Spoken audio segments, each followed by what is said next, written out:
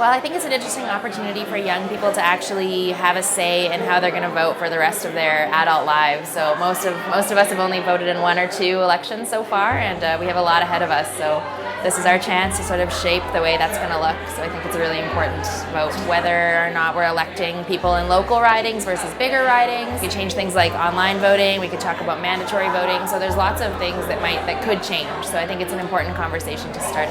I'm here to show support for the electoral reform process. This last federal and provincial elections is my first time voting.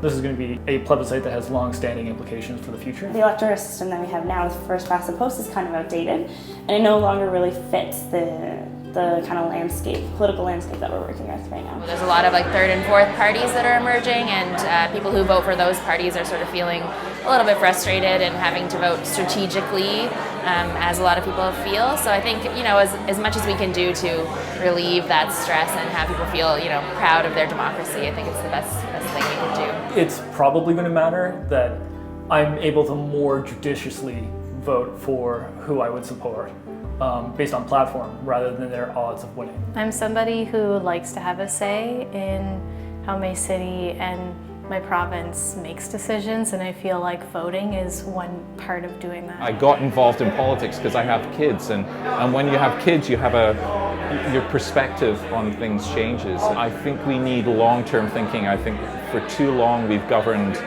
without a sort of conscience to what the effects of the decisions we make today will be in a generation or 2 or 7 generations. Better accountability, so there won't be such strong majorities calling the shots and pushing legislation through.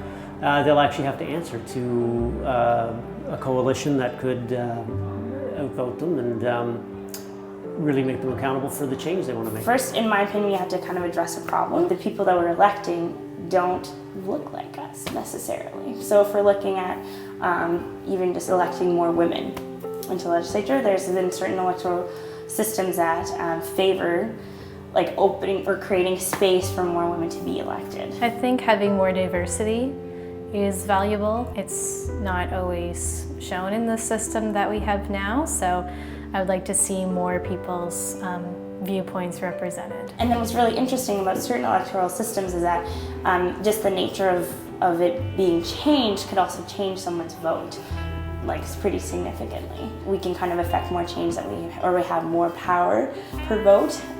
In other systems would probably motivate people to vote differently. With electronic voting, we have no excuse not to get out and vote, and no excuse to not delve into the different options that are there. You can vote on your computer at 2 a.m. in your underwear, online, in person, by phone, mail-in ballots.